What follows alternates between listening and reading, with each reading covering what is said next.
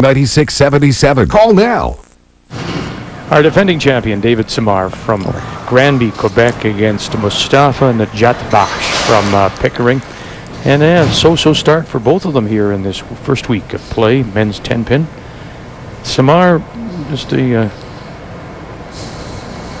wonderful bowler. I mean, considering the fact that he does run the pro shop at the Granby Bowling Center. He has the ability, of course, to play when he wants. 75 perfect games on his resume.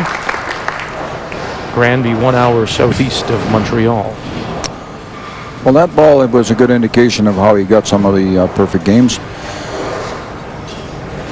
The question is whether or not this man can respond now, and he's very strong. He's powerful on the hands, put a good ball out there, and got everything moving around, but not that he one pin didn't go down.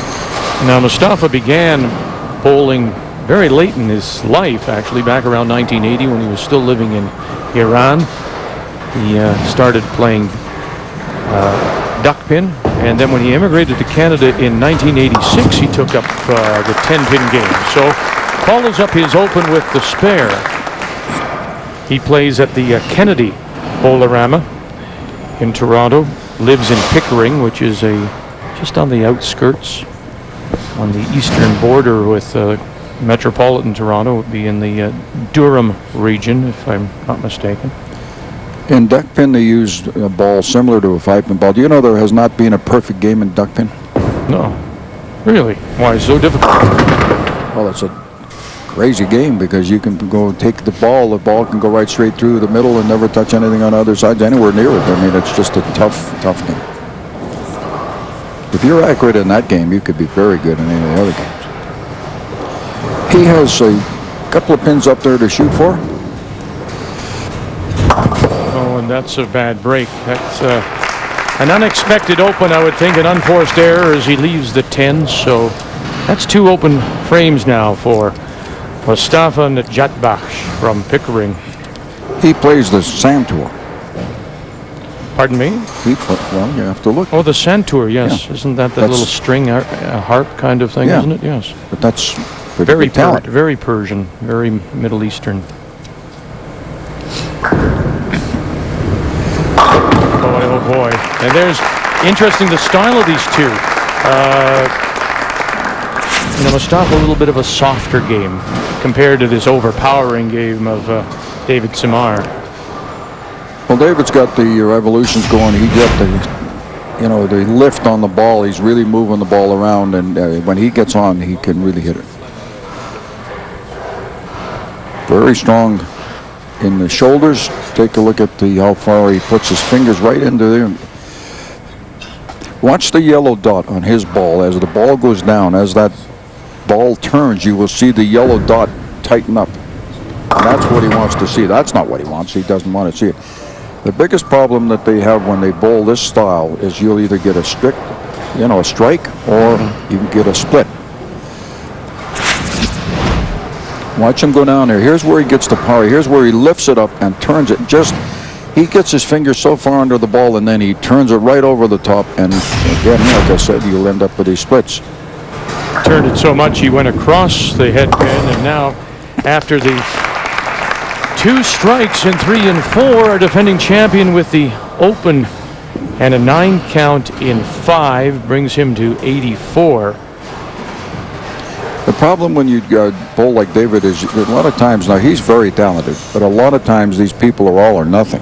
They'll either get a strike and they'll just strike, or they'll go in like this where they've had a couple of splits. So they have to be careful. If they get too far behind the head pin, they're in a problem. Here's the difference in the style. Brings it back straight through, more or less muscles it, and then crosses on over. Leaves a single pin to shoot at.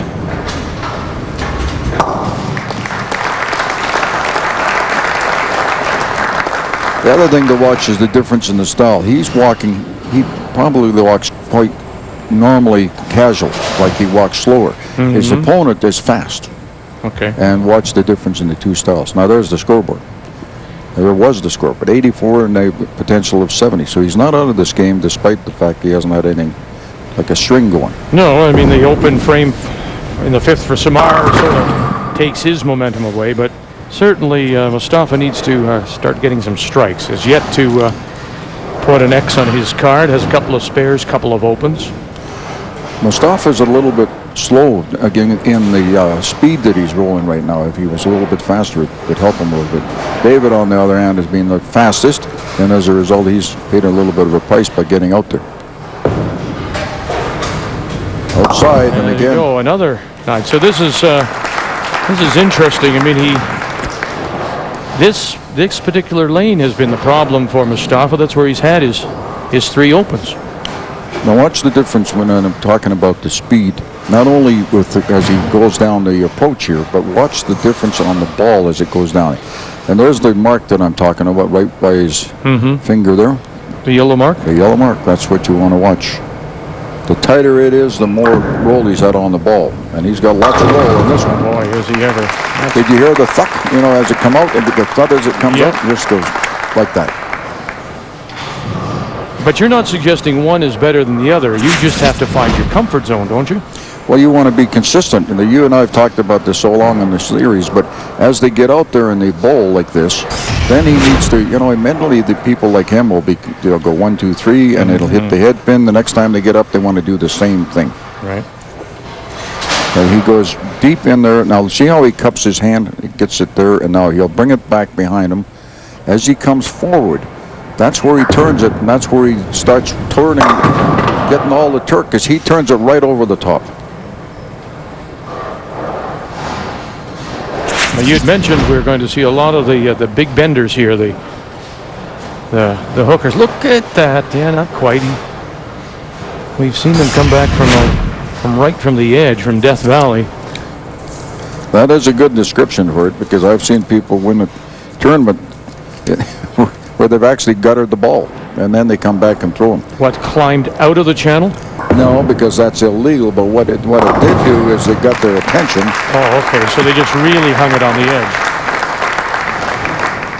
I bowled a perfect game, and the very next ball, I threw the ball in the channel. You probably mentally let down, didn't you? I was more than down. I just won a bunch of money. Yeah, of course. But in the meantime, you get out there, and then you just ease up and hit my ankle. He needs to get something going here, Mostafa, and he just hit it too full again. He just, look at, first time here, it's going to be a little different for him. He's just not comfortable. And like I said, he hasn't adjusted quite fast enough. The interesting thing about it, if you bowl a ball like he's doing, more straight in line, it goes down from the time he releases it till from the foul line to the head pin, it's about 60 feet. The hook covers more ball, more boards. So when you see David up there, it'll do it. But believe it or not, it's only 3 inches more in the other end. And that's because the length of the lane is greater than the width. How's that for being a mathematician this early? Thanks very much. Which is true, actually. This one for him? Yes, it is. And it's interesting, isn't it? That comes on his problem lane. That's where he hit all the open so far, but solves it there, and Mostafa has his first strike, and it comes in 8. And you notice there he was a little bit faster. He knew it. As soon as he goes, just stands there. Thank you. There's your score. Now he can string it out and make it interesting, because David's capable here of anything, including an open. If he doesn't, he had a beautiful ball in the last one where he gets to go, and this is a good hit there. Ringing 10-pin. See how far the 7-pin came over? The 7-pin came right across the lane, almost hit it. At the closing right there, now that pin will come right all the way across. Keep on rolling. And it's okay until the machine comes down. When the machine touches the pin, then it's over. Right. As soon as you see the guard, the gate. Yes, sir. So looking for a third mark in a row here. Well done by David Simard with the spare in 8. He's very powerful, and he is good on the spares. A lot of time on the bowlers, when they do this kind of a hook, what'll end up happening is when they get a single pin, they'll miss it, and then they miss it on the inside. He's good. He picked that 10-pin up without any question. David bowls at the Kilorama in Granby, Quebec. Averages 243, plays some 30 games a week as he leaves the 4. But he runs the pro shop at the Royaume de Kiel in Granby. So runs a pro shop and then plays in another center. He has won $10,000 in the championship, of course, and then $250 in his first appearance. So he certainly learned. He also bowled in another series earlier on, and he won $5,000 another event. So he's had a share of money.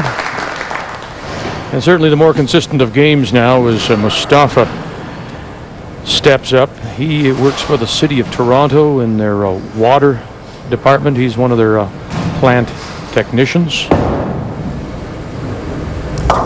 got again around the outside. Didn't come back for him.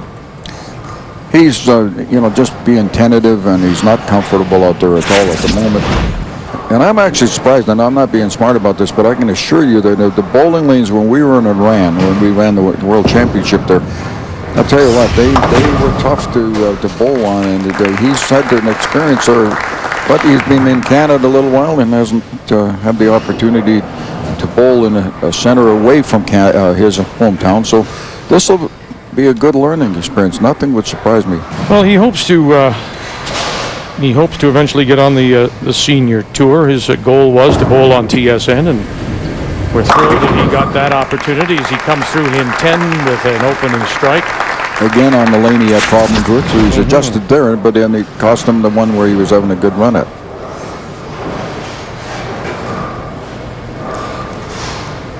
Iran was an interesting lesson for everybody when we went there. The center was the Persepolis. They had 11 floors. They had every kind of sport in there that you could imagine. And then when the new regime came in, they turned it down. Yeah. Another strike. A lot of their sports programs were wiped out with the revolution. That particular center was actually quite interesting. It had a roller skating rink. It had a theater. And a lot of different things in there, including the bowling center. A little wide on his last ball. 143 for Mostafa Nejatbakhsh from Pickering, Ontario, but he will not advance. David Simard. And pardon me, I'll just clarify the score. It's a 139 final for Mostafa, but our defending champion already sitting at 142, and that will clinch it there, as he still has a potential of 181. Well, it's good enough for him to advance. It certainly wasn't what he was expecting, but he has advanced to the next match. So we'll just watch him here again as he goes for the corner pin, the right-hand 10-pin. I mean, here's somebody that averages 243, and he has a best here of a possible 181. He had his 2 opens in the first and in the 5th, put marks up, but really not any string of strikes. He had a double in 3 and 4, a single in the 6th. Well, and you have to question the differences of the averages as you come across the country, because that particular average is just set up because of the conditions where he bowls. But when you move across, and it doesn't matter if you're averaging 200 or 180 or whatever, he's still the fellow that's going ahead. You betcha. Our defending champion, David Simard from Granby, Quebec, bowls a 181, and he'll take the first step to possibly defending his Canadian Men's Bowling Championship.